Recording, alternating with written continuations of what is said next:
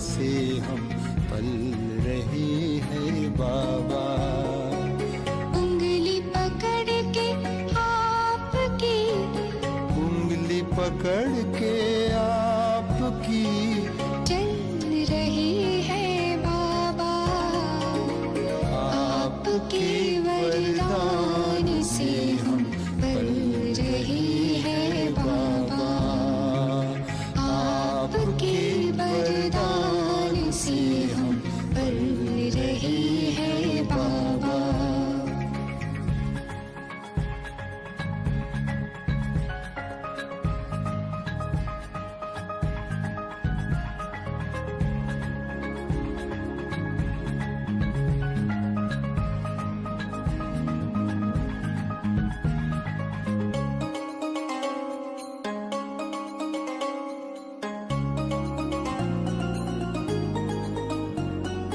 आशीर्वाद के हाथ सदा हम सर पे अपने पाते हैं। आपके स्नेह की छाया तले हम हर पल मुस्काते हैं।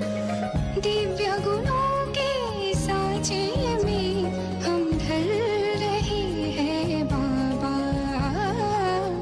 आपके वरदान से हम पल रहे हैं बाबा। आपके वरदान से हम पल रहे हैं बाबा।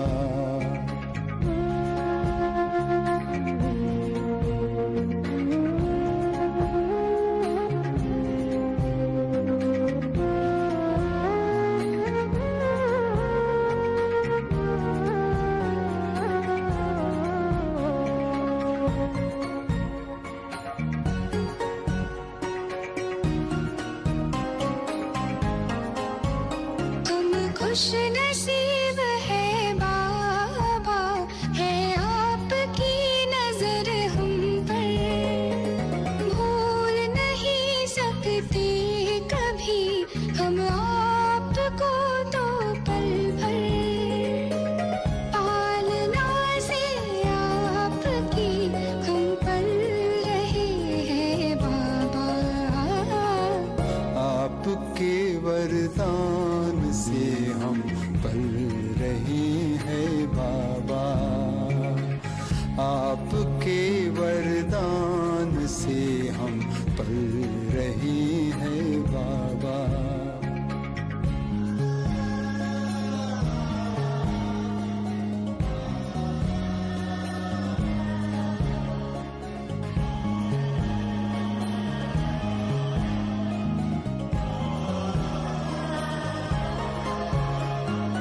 आपके एहसान का हम गीत सदा गाते हैं। पुष्प दुआओं के सदा हम पर जो बरसाते हैं। खुशियों में भर के हम तो उछल रहे हैं बाबा। हाँ, आपके वरदान से हम पल रहे हैं बाबा। आपके वरदान से हम पल रहे हैं बाबा।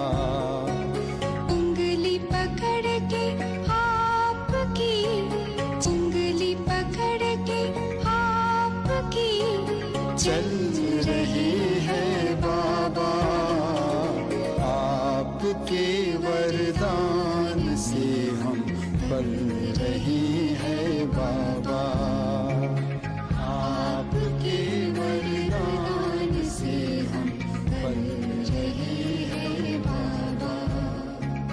पल रहे हैं बाबा। पल रहे हैं बाबा। पल रहे हैं बाबा।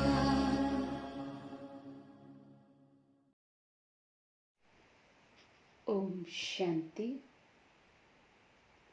बाबा के आज के महावाक्य हैं। बाबा समझाते मीठे बच्चे, चैरिटी बिगिंस एट होम। अर्थात पहले खुद आत्म अभिमानी बनने की मेहनत करो, फिर दूसरों को कहो। आत्मा समझकर आत्मा को ज्ञान दो, तो ज्ञान तलवार में जौहर आ जाएगा। तो आज बाबा हमारा अटेंशन खिंचवा रहे हैं चैरिटी बिगिंस एट होम पर। बाबा कहते हैं सबसे पहले स्व कल्याण करो, माना अपने को आत्म अभिमानी स्थिति में स्थित करो। बहुत बारी बाबा मुरलियों में कहते हैं हम बच्चों को स्वयं पर स्वयं ही कृपा करनी है। तो कृपया सबसे बड़ी यही है कि हम अपने ओरिजिनल स्थिति में, ओरिजिनल स्टेज में सेट रहें। तो बाबा कहते जितना हम खुद आत्म अभिमानी हो रहेंगे, दूसरे को आत्मा देखकर, आत्मा समझकर फिर बाबा का संदेश देंगे तो असर होगा, तब ज्ञान तलवार में जौहर आएगा। प्रश्न है, संगम युग पर किन दो बातों की मेहनत करने से सतयुगी तख्त के मालिक बन जाएंगे? मेहनत संगम युग पर करनी है और मालिक सतयुग के बनेंगे। लेकिन बाबा पूछ रहे हैं किन दो बातों पर मेहनत करनी है? तो बाबा समझाते, पहला, दुख सुख निंदा स्तुति में समान स्थिति रहे, ये मेहनत करो। कोई भी कुछ उल्टा सुल्टा बोले, क्रोध करे तो तुम चुप हो जाओ, कभी भी मुख की ताली नहीं बजाओ। कल भी बाबा के अव्यक्त महावाक्य थे विदेशी टीचर्स बहनों से, उसमें भी बाबा ने यही बात कही थी कि अगर एक कुछ बोलते भी हैं तो दूसरा चुप हो जाए, क्योंकि ताली दोनों हाथ से बजेगी। तो बाबा ने आज फिर वही बात रिवाइज करवाई है कि अगर कोई क्रोध करता है, कोई हमें दुख देता है, निंदा करता है हमारी, तो भी हम एक समान स्थिति में रहें, एक रस स्थिति वाले हम बन जाएं, तो दुख सुख निंदा स्तुति किसी का भी प्रभाव हम पर ना हो। दूसरी बात बाबा बता रहे हैं, आंखों को सिविल बनाओ, क्रिमिनल आई बिल्कुल समाप्त हो जाए। हम आत्मा भाई भाई हैं, आत्मा समझकर ज्ञान दो, आत्म अभिमानी बनने की मेहनत करो, तो सतयुगी तख्त के मालिक बन जाएंगे। संपूर्ण पवित्र बनने वाले ही गद्दी नशीन बनते हैं। तो बाबा समझा रहे हैं कि आंखें बहुत धोखा देती है, इसलिए सबसे पहले आंखों को ही सिविलाइज्ड करो, आंखों पर मेहनत करो, हमेशा स्वयं को आत्मा देख, आत्मा भाई से बात करो। तो बाबा कहते ऐसी अटेंशन रखने वाली आत्मा ही संपूर्ण पवित्र बनती है, और जो संपूर्ण पवित्र बनेंगे वही आत्माएं फिर गद्दी नशीन बनती हैं। ओम शांति। रूहानी बाप रूहानी बच्चों से बात करते हैं। तुम आत्माओं को ये तीसरा नेत्र मिला है, जिसको ज्ञान का नेत्र भी कहा जाता है। उनसे तुम देखते हो अपने भाइयों को। तो कितनी गहरी पॉइंट है। बाबा कह रहे हैं कि आत्माओं को तीसरा नेत्र मिला है। जैसे ये शरीर को, सभी के पास शरीर में दो नेत्र हैं, लेकिन ये स्थूल नेत्र होने के कारण इनसे हमें जो भी नजर आता है वो स्थूल है। ये आंखें भी विनाशी हैं, तो इनसे जो हम देख पाते हैं वो भी विनाशी, सब कुछ विनाशी ही है। लेकिन आत्मा अविनाशी है। तो आत्मा के पास जो ज्ञान का नेत्र है, जिसे बाबा तीसरा नेत्र बताते हैं, वो नेत्र भी अविनाशी हुआ। तो उस नेत्र से जो भी हमें नजर आता है वो सब अविनाशी है। फिर उस नेत्र से चाहे हम दूसरी आत्माओं को देखें, चाहे हम परम धाम को देखें, चाहे हम शिव बाबा को देखें, सब कुछ अविनाशी है। तो अविनाशी आत्मा, अविनाशी नेत्र और दृष्टि में आने वाला हर चीज अविनाशी है। इसलिए बाबा कहते ये तीसरा नेत्र सदा खुला रहे। और इससे देखना क्या है? अपने भाइयों को अर्थात आत्माओं को। तो ये बुद्धि से समझते हो ना कि जब हम भाई भाई को देखेंगे तो कर्म इंद्रियां चंचल नहीं होंगी, और ऐसे करते करते आंखें जो क्रिमिनल हैं वे सिविल हो जाएंगी। देखो कैसा बाबा आंखों का ऑपरेशन कर देते हैं। आंखें खराब कौन सी हैं? स्थूल। लेकिन ऑपरेशन किसका होगा? आत्मा का। तीसरी आंख कहाँ लगेगी? आत्मा को लगेगी। तो बाबा कहते जब आत्मा को तीसरा नेत्र लग जाता है तो ये दो नेत्र ऑटोमेटिकली ठीक हो जाते हैं। इनका ऑपरेशन अपने आप हो जाता है, क्योंकि बुद्धि रूपी नेत्र तो सदा से ही आत्मा के पास है, लेकिन अज्ञान काल में वो बंद हो जाता है। बाबा सिर्फ आकर उस बंद नेत्र को खोल देते हैं। जैसे बाबा दूसरे शब्दों में कहते हैं कि पाठ तो आत्मा में सारा ही भरा हुआ है, लेकिन उसको सिर्फ याद नहीं रहता है, और याद दिलाने के लिए बाबा को आना पड़ता है। उसी तरह से ये बुद्धि रूपी नेत्र है सभी आत्माओं के पास, लेकिन जो अविनाशी सर्जन के पास आत्माएं आ जाती हैं उनकी आंखों का ऑपरेशन हो जाता है, आंखें ठीक हो जाती, क्रिमिनल से सिविलाइज्ड बन जाते हैं। बाप कहते हैं विश्व का मालिक बनने के लिए मेहनत तो करनी पड़ेगी ना, तो अभी ये मेहनत करो। मेहनत करने के लिए बाबा नई नई गुहिया पॉइंट्स सुनाते हैं ना, तो अभी अपने को भाई भाई समझकर ज्ञान देने की आदत डालनी है। ज्ञान सुनाना कितना सहज लगता है, लेकिन बाबा कहते ज्ञान सुनाने के पीछे भी रहस्य है। ज्ञान सुनाओ, भल सुनाओ, बहुत अच्छा है कि सुनाना ही चाहिए, लेकिन बाबा कहते तीर तब लगेगा जब आप स्वयं पहले आत्म अभिमानी स्थिति में स्थित होंगे। आत्म अभिमानी स्थिति में स्थित होकर किसी को जब ज्ञान सुनाएंगे तो बाबा कहते तीर लगेगा। इसलिए बाबा कहते ये आदत डालो।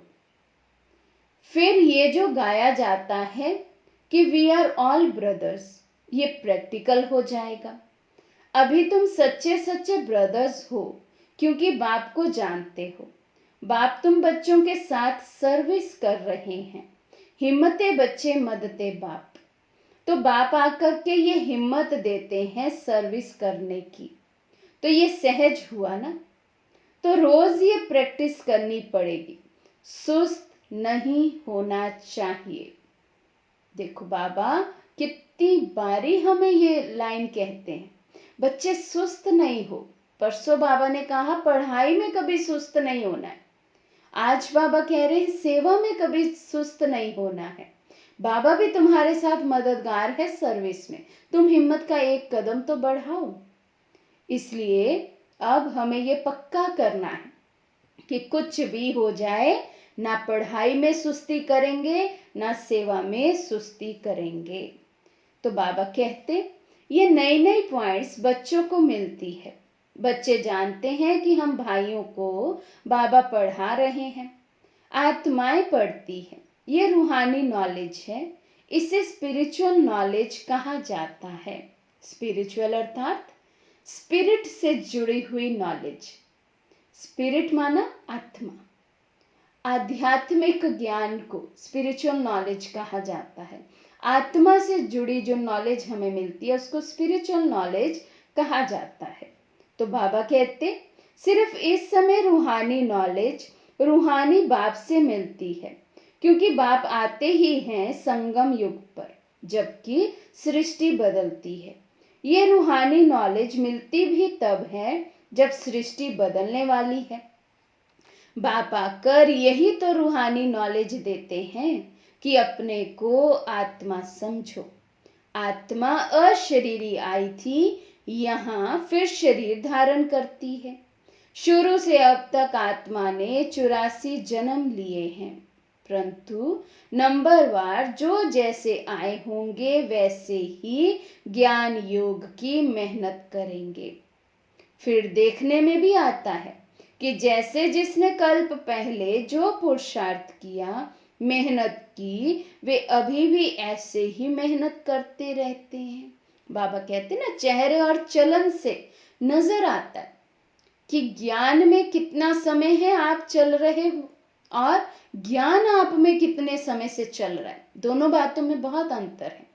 हम बहुत खुशी खुशी कह देते हैं हमें ज्ञान में चलते हुए 20 वर्ष हो गए, 25 वर्ष हो गए, 30 वर्ष हो गए, लेकिन विचारणीय बात यह है कि ज्ञान मुझ में कब से चल रहा है, अर्थात मैं धारणाओं में कब से पक्का हुआ हूं, कब से ज्ञान का मंथन मेरे अंदर चलता है, कब से मैं ज्ञान का स्वरूप बन गया हूं।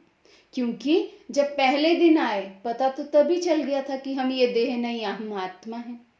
लेकिन आज भी मुरली पढ़े तो बाबा यही समझाने दे रहे हैं, बच्चे स्वयं को आत्म अभिमानी समझो, आत्म अभिमानी स्थिति में स्थित करो। इसका मतलब ज्ञान तो पहले दिन ही मिल गया, लेकिन ज्ञान के स्वरूप हम अभी तक नहीं बने हैं। तो बाबा कहते ये मेहनत है, मेहनत करनी है। फिर बाबा कहते देखने में भी आता है किसने मेहनत की है। अपने लिए मेहनत करनी है, दूसरे कोई के लिए तो नहीं करनी होती ना। क्योंकि जैसे पहले भी बाबा ने समझाया है, यहाँ कौन सी कैलकुलेशन चलती है, जो करेगा सो पाएगा। तो मेहनत पर भी यही है, जो मेहनत करेगा स्वयं को बदलने की, स्वयं के कॉन्शियसनेस को बदलने की, वही फल भी पाएगा। तो बाबा कहते मेहनत जो कर भी रहे हैं या जो करेंगे भी, सब अपने लिए कर रहे हैं। तो अपने को ही आत्मा समझ करके अपने साथ मेहनत करनी है। दूसरा क्या करता है उसमें हमारा क्या जाता है। कितनी सिंपल सी बात है। बाबा कहते हैं आप पूरा अटेंशन अपने पर रखो, मैं क्या कर रहा हूं, मेरे कर्म क्या कह रहे हैं, मेरी कर्म कहानी क्या है, मेरे कर्मों का मुझे क्या फल मिलने वाला है, दूसरा क्या कर रहा है। बाबा कहते हैं उसमें तुम्हारा क्या जाता है। ये अगर इतनी सी बात हम प्रैक्टिकल धारणा में ले आए ना, तो बहुत बड़े बड़े व्यर्थ से हम बच जाएं। क्योंकि व्यर्थ उठता ही कहाँ से है, जब हम दूसरे की गलतियां देखते हैं। तो नो कंप्लेंट्स, कंप्लेंट करने का संस्कार हम अपना खत्म कर दें, तभी हम कंप्लीट बन सकते हैं। तो बाबा कह रहे हैं चैरिटी बिगिंस एट होम, माना पहले पहले खुद मेहनत करनी है, पीछे दूसरों को कहना है। हम चेक करें, जिस बात से हम दूसरों के संस्कारों के कारण इरिटेट हो जाते हैं या हमारा व्यर्थ चलता है, क्या उस संस्कार का अंश मात्र भी मुझ में नहीं है। चलो मानो अगर नहीं भी है, तो ऐसे मेरे भी बहुत से संस्कार होंगे, नहीं तो एक आध संस्कार तो ऐसा जरूर होगा जिससे दूसरे भी इरिटेट होते होंगे। तो अब हम सोचें, हमने अपने में कितनी चेंज लाई है जो हम दूसरे से चेंज की उम्मीद कर रहे हैं। तो इसलिए बाबा कहते पहले स्वयं को बदलो। बाबा का स्लोगन ही है स्व परिवर्तन से विश्व परिवर्तन। बाबा ने ये कभी नहीं कहा कि विश्व बदल जाए फिर तुम बदलना, और हम उल्टी गंगा बहाते हैं। हम सोचते पहले दूसरा बदल जाए फिर मैं ठीक हूं, फिर वातावरण ठीक है, फिर हम ज्ञान योग अच्छे से कर सकेंगे। नहीं, तो बाबा कह रहे हैं जब तुम अपने को आत्मा समझ करके आत्मा को ज्ञान देंगे तो तुम्हारी ज्ञान तलवार में जोहर रहेगा। मेहनत तो है ना, तो जरूर कुछ ना कुछ सहन करना पड़ता है। इस समय दुख सुख निंदा स्तुति मान अपमान ये सब थोड़ा बहुत सहन करना पड़ता है। तो जब भी कोई उल्टा सुल्टा बोलता है तो कहते हैं चुप। जब कोई चुप कर देते हैं तो पीछे कोई गुस्सा क्या करेंगे। जब कोई बात करते हैं और दूसरा भी बात करते हैं तो मुख की ताली बजती है। अगर एक ने मुख की ताली बजाई और दूसरे ने शांत किया तो चुप। बस ये बाप सिखलाते हैं। बाबा कहते बस ये सीख लो। कोई कुछ भी कर रहा है, कोई कुछ भी कह रहा है, मुझे चुप रहना है। अब चुप रहने का मतलब सिर्फ मुख का मौन नहीं है, मन का भी मौन है। मन के संकल्प भी मेरे सदा ही विश्व कल्याण प्रति हो, व्यर्थ में ना जाएं। बहुत वैल्यूएबल है हमारे संकल्प। एक एक संकल्प अगर श्रेष्ठ हो, विश्व कल्याण अर्थ हो, तो एक एक संकल्प मुझे पद्मों की कमाई कराने वाला है। तो इसलिए बाबा कह रहे हैं, कभी देखो कोई क्रोध में आते हैं तो चुप हो जाओ, आपे ही उसका क्रोध शांत हो जाएगा। दूसरी ताली बजेगी नहीं। अगर ताली से ताली बजी तो फिर गड़बड़ हो जाती है। इसलिए बाप कहते हैं बच्चे कभी भी इन बातों में ताली नहीं बजाओ, ना विकार की, ना काम की, ना क्रोध की। बच्चों को हर एक का कल्याण करना ही है। इतने जो सेंटर्स बने हुए हैं किस लिए? तो बाबा कहते किस लिए बने हैं? अन्य आत्माओं के कल्याण के लिए बने हैं। कल्प पहले भी तो ऐसे सेंटर्स निकले होंगे। देवों का देव बाप देखते रहते हैं कि बहुत बच्चों को ये शौक रहता है कि बाबा सेंटर्स खोलूं। हम सेंटर खोलते हैं, हम खर्चा उठाएंगे, तो दिन प्रतिदिन ऐसे होते जाएंगे, क्योंकि जितना विनाश के दिन नजदीक होते जाएंगे उतना फिर इस तरफ भी सर्विस का शौक बढ़ता जाएगा। अभी बाप दादा दोनों इकट्ठे हैं तो हर एक को देखते हैं कि क्या पुरुषार्थ करते हैं, क्या पद पाएंगे। किसी का पुरुषार्थ उत्तम, किसका मध्यम, किसका कनिष्ठ है, वे तो देख रहे हैं। टीचर्स भी स्कूल में देखते हैं कि स्टूडेंट किस सब्जेक्ट में ऊपर नीचे होते हैं। तो यहाँ भी ऐसे ही है। क्या देख रहे हैं आज बाबा? हम सबकी रिजल्ट देख रहे हैं, पुरुषार्थ की। कौन हाई स्पीड से जा रहा है, किसकी स्पीड थोड़ी सी कम है और किसकी बिल्कुल ही कम है। तो किसकी कैसी स्थिति है बाबा कह रहे हैं आज बाप दादा दोनों। तो बाबा कहते कोई बच्चे अच्छी तरह से अटेंशन देते हैं तो अपने को ऊंचा समझते हैं, कोई समय फिर भूल करते हैं, याद में नहीं रहते हैं तो अपने को कम समझते हैं। ये स्कूल है ना। बच्चे कहते हैं बाबा हम कभी कभी बहुत खुशी में रहते हैं, कभी कभी खुशी कम हो जाती है। तो बाबा अभी समझाते रहते हैं कि अगर खुशी में रहना चाहते हो तो मन मना भव, अपने को आत्मा समझो और बाप को भी याद करो। बाप कहते सदा खुशी में रहने का एक ही फॉर्मूला है, मन को सदा बाबा की याद में बिजी रखो, क्योंकि खुशी गायब कहाँ होती है? जहां मन भटका वहां खुशी गायब हुई। बाबा भूला और खुशी गायब हुई, क्योंकि बाबा याद है तो संगम युग परम धाम और सतयुग याद है, और तीनों में ही खुशी है।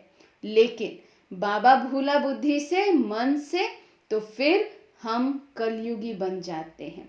तो कलयुग में है ही दुख, है ही दुख धाम। तो इसलिए बाबा ने कहा सदा खुश रहना चाहते हैं तो बस मन को मन मना भव कर दो, अपने को आत्मा समझ बाप को याद करते रहो। बाबा कहते सामने परमात्मा को देखो तो वो अकाल तख्त पर बैठा हुआ है, ऐसे भाइयों की तरफ भी देखो, अपने को आत्मा समझ करके फिर भाई से बात करो। बाबा कहते जैसे ब्रह्मा बाबा को देखते हैं ना, तो ब्रह्मा बाबा की भ्रिकुटी में देखते हैं शिव बाबा को, तो बाबा कहते ऐसे ही अन्य आत्माओं को भी देखने का अभ्यास करो। जैसे परमात्मा को देखने का अभ्यास किया ना हमने, साकार तन में उस निराकार को हम देखते हैं, उसी तरह से बाबा कहते अन्य मनुष्य आत्माओं में साकारी में उस निराकारी आत्मा को देखने का अभ्यास करो। तो बाबा कहते हैं भाइयों को हम ज्ञान देते हैं, बहन नहीं भाई भाई, आत्माओं को ज्ञान देते हैं। अगर ये आदत तुम्हारी पड़ जाएगी तो तुम्हारी जो क्रिमिनल आई है, जो तुमको धोखा देती है, वे आहिस्ते आहिस्ते बंद हो जाएगी। आत्मा आत्मा में क्या करेगी? जब देह अभिमान आता है तब गिरते हैं। बहुत कहते हैं बाबा हमारी क्रिमिनल आई है। अच्छा, क्रिमिनल आई को अभी सिविल आई बनाओ। बाबा कहते जब चेक कर लिया कि हमारी क्रिमिनल आई है तो उसको सिविल बनाओ, मेहनत करो। अब बाप ने आत्मा को दिया ही है तीसरा नेत्र, तीसरे नेत्र से देखेंगे तो फिर तुम्हारी देह को देखने की आदत मिट जाएगी। बाबा बच्चों को डायरेक्शन तो देते रहते हैं, इनको भी ऐसे ही कहते हैं। किनको? ब्रह्मा बाबा को भी ऐसे ही कहते हैं। ये बाबा भी देह में आत्मा को देखेंगे, तो इसको ही कहा जाता है रूहानी नॉलेज। यही पाठ तो ब्रह्मा बाबा ने भी पक्का किया, और बाबा ने तो कितनी मेहनत की अपने पे, लिख लिख कर भी मेहनत की कि सभी आत्माएं हैं, सभी अपने संबंधियों के नाम सहित लिखा, ये भी आत्मा है, ये भी आत्मा है। और वो तो थी लौकिक में मेहनत, लौकिक में अपना परिवर्तन करना, लेकिन अलौकिक में भी बाबा ने हमेशा आत्माओं को ही देखा। अगर ऐसा नहीं होता तो फिर अनेक आत्माएं जब यज्ञ से गई, शरीर भी छूटा कईयों का, कई वैसे ही भागंती हो गई, तो बाबा तो फिर हर एक के लिए कंसर्न में रहते, लेकिन ऐसा नहीं था, क्योंकि बाबा की दृष्टि हमेशा आत्मिक दृष्टि थी। और बाबा को सदा ये पक्का रहता था कि ड्रामा में जिस आत्मा का जो पार्ट है उस समय एक्यूरेट वो पार्ट बजना ही है। तो इसलिए शिव बाबा कह रहे हैं कि ब्रह्मा बाबा के लिए भी यही डायरेक्शन है कि अपने को आत्मा समझ, औरों को भी आत्मिक दृष्टि से देखना है। तो बाबा कहते जब बाबा ने ऐसी मेहनत की, ब्रह्मा बाबा ने अपने में ये चेंज लाया, तो देखो पद कितना ऊंच पाते हैं। वही कैलकुलेशन है ना ब्रह्मा बाबा के लिए भी, जो करेगा सो पाएगा। तो बाबा ने सबसे अधिक मेहनत की, सबसे अच्छा पुरुषार्थ किया, कम समय में पुरुषार्थ किया, और बाबा कितना ऊंच पद पाते हैं। बाबा कहते जबरदस्त पद है, तो पुरुषार्थ भी ऐसा करना चाहिए। बाबा भी समझते हैं कल्प पहले मुआफिक सबका पुरुषार्थ चलेगा, कोई राजा रानी बनेंगे, कोई प्रजा में चले जाएंगे। तो यहाँ सब बैठकर योग भी करवाते हो, तो अपने को आत्मा समझ करके दूसरे की भी भ्रिकुटी में आत्मा को देखते रहेंगे, तो फिर उनकी सर्विस अच्छी होगी। जो देही अभिमानी होकर बैठते हैं वो आत्माओं को ही देखते हैं। इसकी खूब प्रैक्टिस करो। आज बाबा कितना पक्का करा रहे हैं, आत्म अभिमानी बनो बच्चे, आत्म अभिमानी बनो। क्योंकि बाबा को पता है जब हम टोटली आत्म अभिमानी बन जाएंगे तो सिवाय शिव बाबा के फिर और कोई तरफ बुद्धि जाएगी ही नहीं। इसलिए बाबा कह रहे हैं खूब प्रैक्टिस करो। अरे ऊंच पद पाना है तो कुछ तो मेहनत करेंगे ना। तो अभी आत्माओं के लिए यही मेहनत है। ये रूहानी नॉलेज एक ही दफा मिलती है और कभी भी नहीं मिलेगी, ना कलयुग में ना सतयुग में, सिर्फ संगम युग में। सो भी ब्राह्मणों को, सभी को नहीं, ब्राह्मणों को मिलती है। तो बाबा कहते ये पक्का याद कर लो, जब ब्राह्मण बनेंगे तब देवता बनेंगे। ब्राह्मण नहीं बने तो फिर देवता कैसे बनेंगे? अब विचार करने की बात है, ब्राह्मण किसको कहे? तो जैसे पहले भी बहुत बार क्लियर किया ये बात, ब्राह्मण माना ही जो ब्रह्मा के आचरण को फॉलो करे, वो ब्राह्मण। सिर्फ नाम के ब्राह्मण नहीं, काम के ब्राह्मण। बाबा कहते ऐसे जो बच्चे होंगे वही ऊंच पद पाएंगे, वही देवता बनेंगे। तो ब्राह्मण नहीं बने जब तक, बाबा कहते तब तक देवता बन नहीं सकते हैं। इस संगम युग में ही ये मेहनत करते हैं और कोई समय में ये नहीं कहेंगे कि अपने को आत्मा, दूसरे को भी आत्मा समझ उनको ज्ञान दो। बाप जो समझाते हैं उस पर विचार सागर मंथन करो, जज करो, क्या ये ठीक है, हमारे फायदे की बात है? क्योंकि मन हमेशा फायदा देखता है, बुद्धि हमेशा फायदा सोचती है। तो बाबा कहते जज करो, जो बाबा समझा रहे हैं उसमें मेरा फायदा है। एक रेलिवेंट कारण जब हम अपनी बुद्धि को दे देंगे तो बुद्धि उसी तरफ लग जाएगी। इसलिए बाबा कहते विचार सागर मंथन करो, जो भी बाबा समझाते हैं उस पर मंथन करो, तो बुद्धि उसको सही रीति स्वीकार कर लेगी। फिर मन और बुद्धि की भटकना खत्म हो जाएगी। तो बाबा कहते हमको आदत पड़ जाएगी कि बाप की जो शिक्षा है सो भाइयों को देना है, फीमेल को भी देना है तो मेल को भी देना है।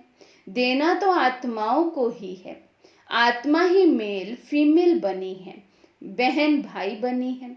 बाप कहते हैं मैं तुम बच्चों को ज्ञान देता हूँ, मैं बच्चों की तरफ आत्माओं को देखता हूँ और आत्माएं भी समझती हैं कि हमारा परमात्मा जो बाप है वे ज्ञान देते हैं।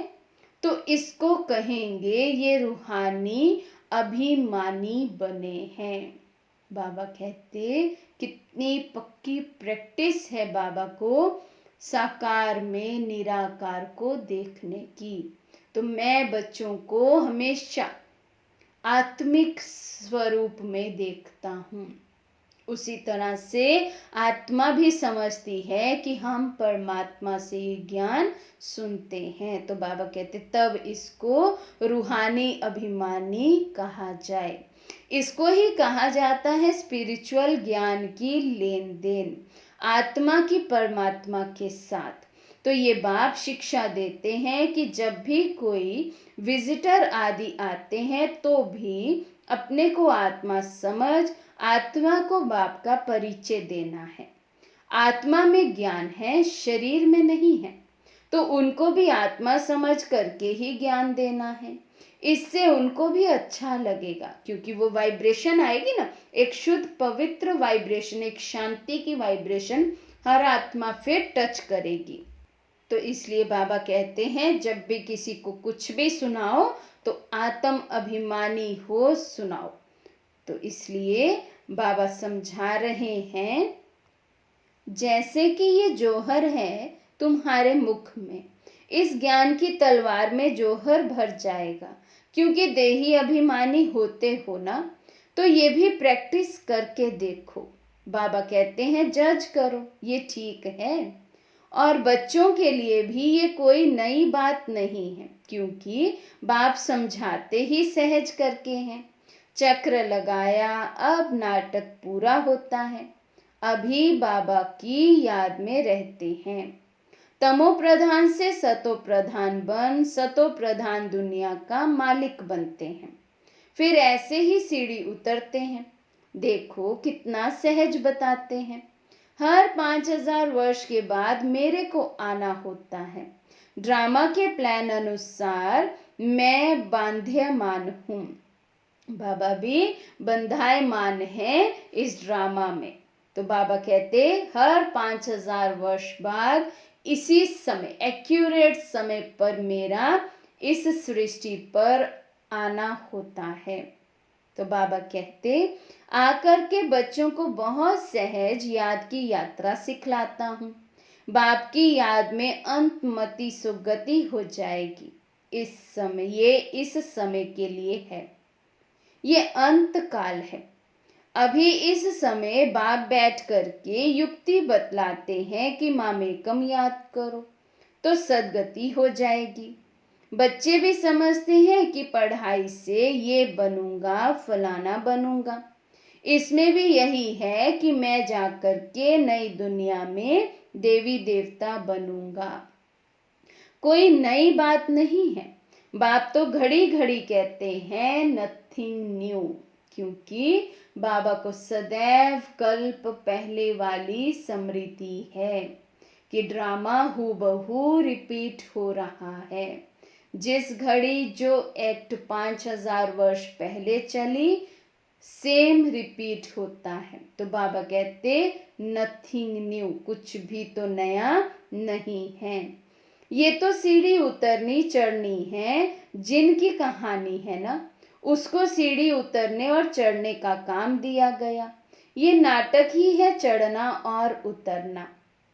याद की यात्रा में बहुत मजबूत हो जाएंगे, इसलिए भिन्न भिन्न प्रकार से बाप बच्चों को बैठ सिखलाते हैं कि बच्चे अभी देही अभिमानी बनो।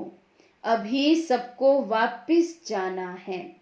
तुम आत्मा पूरे 84 जन्म लेकर तमो प्रधान बन गई हो। भारतवासी ही सतो रजो तमो बनते हैं। दूसरी कोई नेशनैलिटी को नहीं कहेंगे कि पूरे 84 जन्म लिए हैं। बाप ने आकर के बताया है, नाटक में हर एक का पार्ट अपना अपना होता है। आत्मा कितनी छोटी है।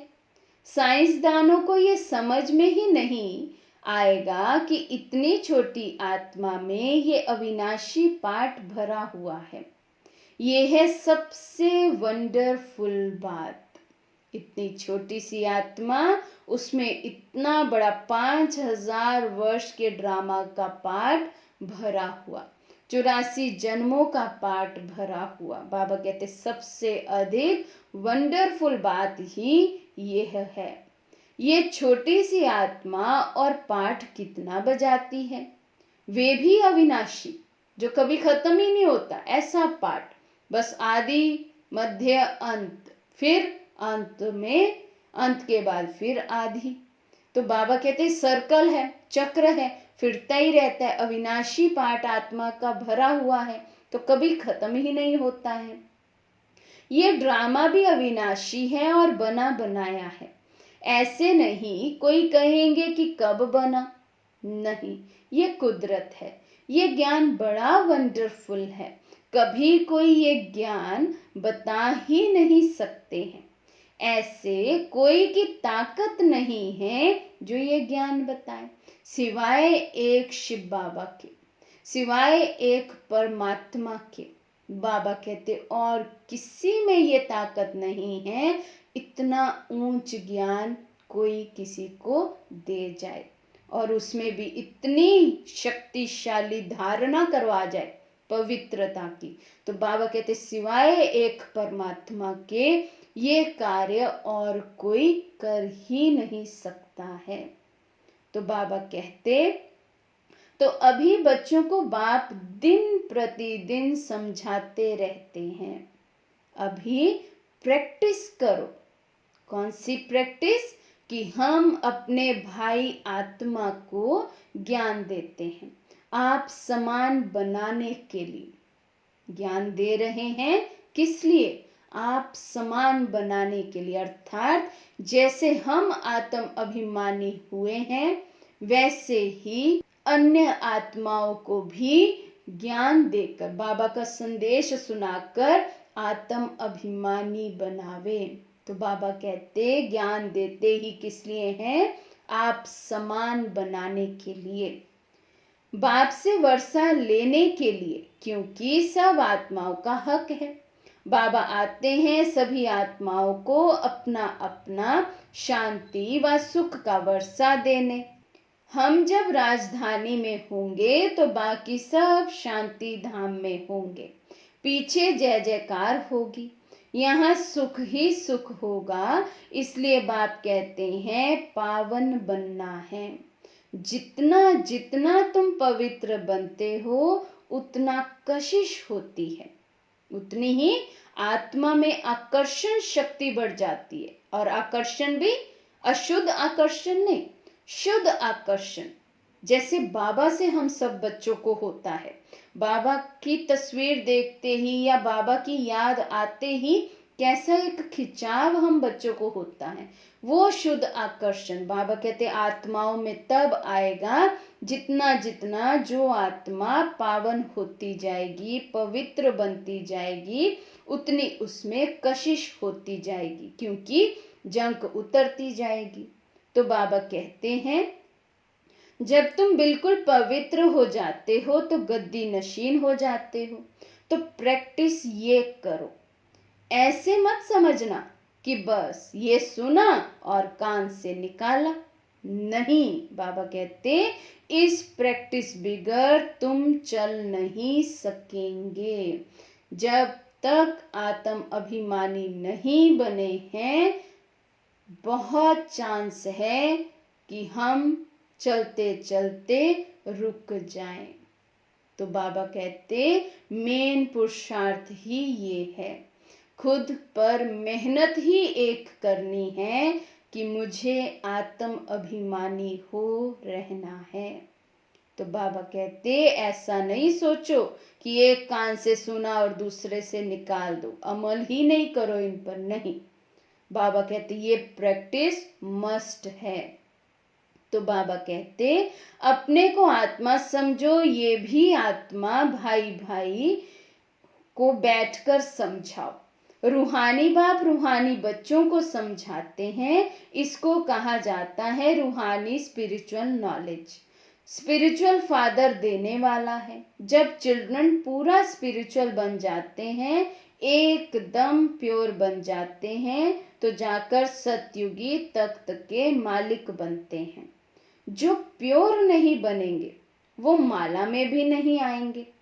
माला का भी कोई अर्थ तो होगा ना। माला का राज दूसरा कोई भी जानते नहीं है। माला क्यों सिमरते हैं? क्योंकि बाप की बहुत ही मदद की है, तो क्यों नहीं सिमरे जाएंगे? कौन बनेंगे माला के मन के? जिन्होंने बाप की मदद की होगी। अब प्रश्न है क्या भगवान को हमारी मदद की जरूरत है? पूछे हम अपने आप से, चेक करें हम किस मदद की बाबा बात कर रहे हैं।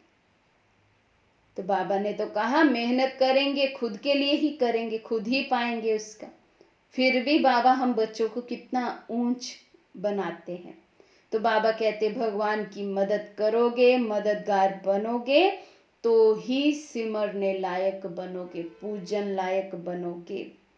तुम सिमरे भी जाते हो, तुम्हारी पूजा भी होती है और तुम्हारे शरीर को भी पूजा जाता है, और मेरी तो सिर्फ आत्मा को पूजा जाता है। देखो तुम तो डबल पूजे जाते हो, मेरे से भी जास्ती। तुम जब देवता बनते हो तो देवताओं की भी पूजा करते हैं, इसलिए पूजा में भी तुम तीखे, यादगार में भी तुम तीखे, और बादशाही में भी तुम तीखे। देखो तुमको कितना ऊंच बनाता हूं। बाबा कहते अब अपने भाग्य के नशे को जगाओ, कितना ऊंच बनते हैं। सालीग्राम के रूप में आत्मा की पूजा, देवी देवताओं के रूप में बाबा कहते तुम्हारे देह की भी पूजा करते हैं। तो बाबा कहते तुम पूजा में भी मेरे से आगे, मेरा तो सिर्फ एक पिंडी रूप बना देते हैं और पूजा करते हैं, बाकी और मेरा कोई स्वरूप नहीं देते हैं, ना ही है। तो बाबा कहते तुम पूजा में भी मेरे से ऊंचे, यादगार में भी मेरे से ऊंचे, तो कितना तुम्हें मैं ऊंच बना देता हूं।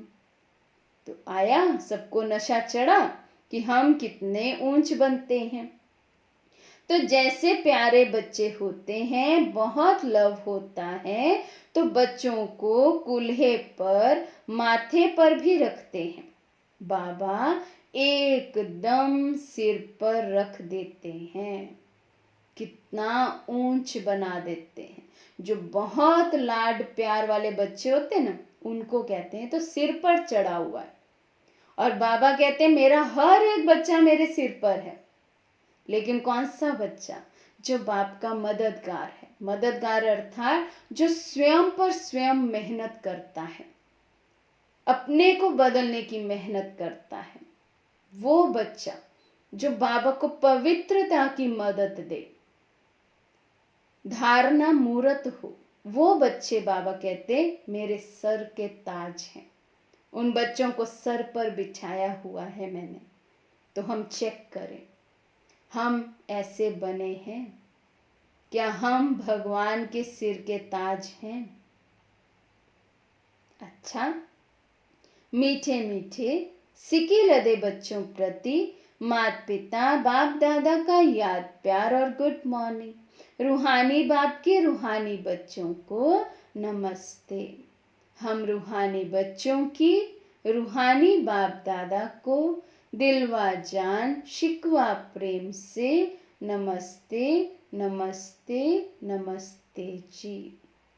धारणा के लिए मुख्य सार, गायन और पूजन योग्य बनने के लिए स्पिरिचुअल बनना है, आत्मा को प्योर बनाना है, आत्म अभिमानी बनने की मेहनत करनी है, मन मना भव के अभ्यास द्वारा अपार खुशी में रहना है, स्वयं को आत्मा समझकर आत्मा से बात करनी है, आंखों को सिविल बनाना है। आज का वरदान है, सदा काल के अटेंशन द्वारा विजय माला में पिरोने वाले बहुत समय के विजयी भव। सदा काल के अटेंशन द्वारा विजय माला में पिरोने वाले बहुत समय के विजयी भव। बहुत समय के विजयी विजय माला के मन के बनते हैं।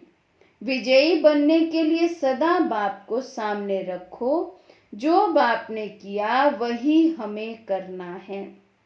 हर कदम पर जो बाप का संकल्प वही बच्चों का संकल्प, जो बाप के बोल वही बच्चों के बोल, तब विजयी बनेंगे। ये अटेंशन सदा काल का चाहिए, तब सदा काल का राज्य भाग्य प्राप्त होगा।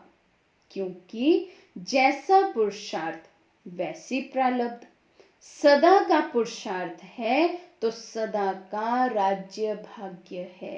अगर पुरुषार्थ खंडित है, कभी बहुत अच्छा पुरुषार्थ, कभी बहुत ढीला, कभी बहुत उच्च स्थिति, कभी मध्यम, तो कभी कनिष्ठ स्थिति में, तो बाबा कहते अगर बहुत काल का एक रस अवस्था का पुरुषार्थ नहीं होगा, ऊंची अवस्था का, ऊंची स्थिति का पुरुषार्थ नहीं होगा, विजय का पुरुषार्थ नहीं होगा, ब्रह्मा बाप को फॉलो करने का पुरुषार्थ नहीं होगा, तो फिर सदा काल का राज्य भाग्य भी नहीं मिलेगा। तो बाबा ने कहा जैसा पुरुषार्थ वैसी प्रारब्ध होगी।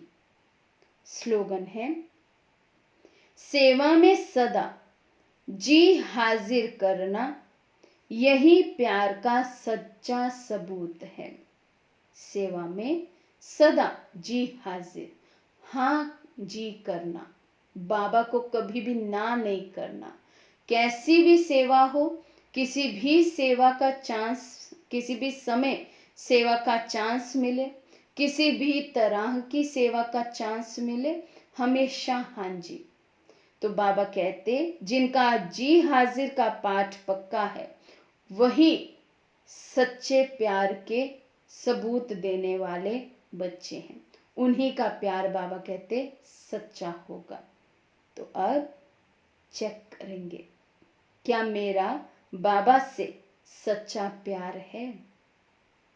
तो आज बहुत अटेंशन देंगे इस बात पर, चेकिंग भी करेंगे साथ साथ अपनी, क्या मेरा प्यार सच्चा है।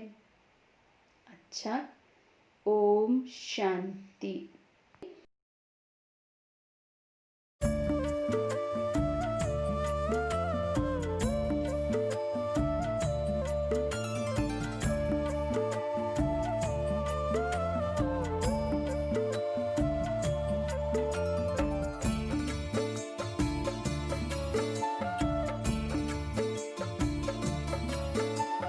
जब से तेरा प्यार मिला दिल रहता है खिला खिला। जब से तेरा प्यार मिला दिल रहता है खिला खिला। ओ बाबा तुमने तो हमको हीरा बना दिया। ओ बाबा तुमने तो हमको हीरा बना दिया। शुक्रिया शुक्रिया शुक्रिया शुक्रिया शुक्रिया शुक्रिया बाबा तेरा शुक्रिया।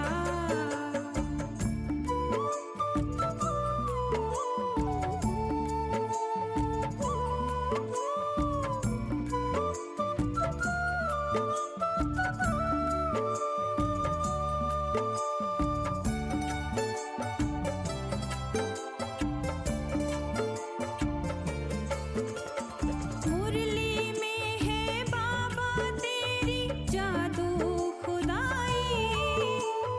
मुरली में है बाबा तेरी जादू खुदाई।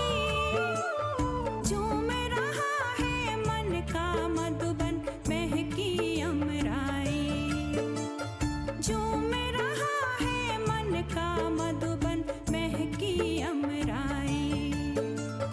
ऐसा ज्ञान दिया हमको जो हमसे मिला दिया। ओ बाबा तुमने तो हमको हीरा बना दिया। शुक्रिया शुक्रिया शुक्रिया शुक्रिया शुक्रिया शुक्रिया बाबा तेरा शुक्रिया।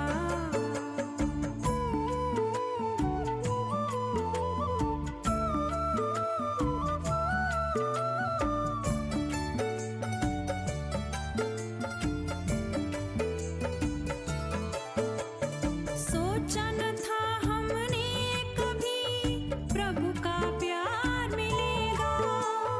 सोचा न था हमने कभी प्रभु का प्यार मिलेगा।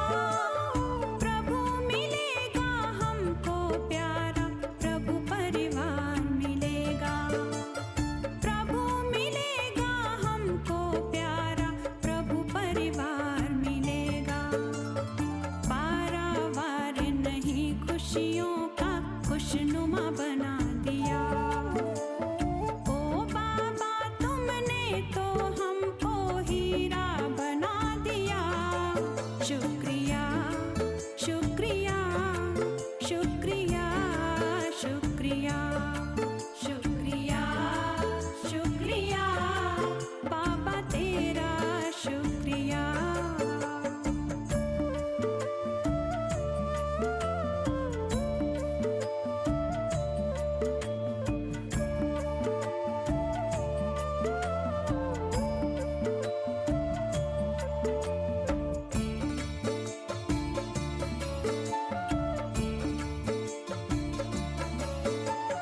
तन के मंजूषा में चेतन चम चम चमके हीरे।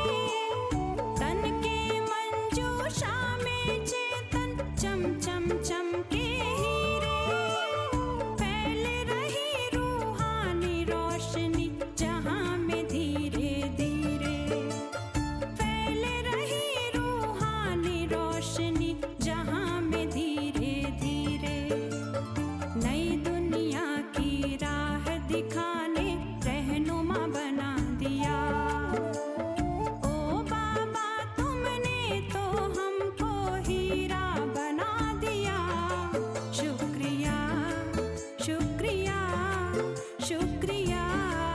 शुक्रिया शुक्रिया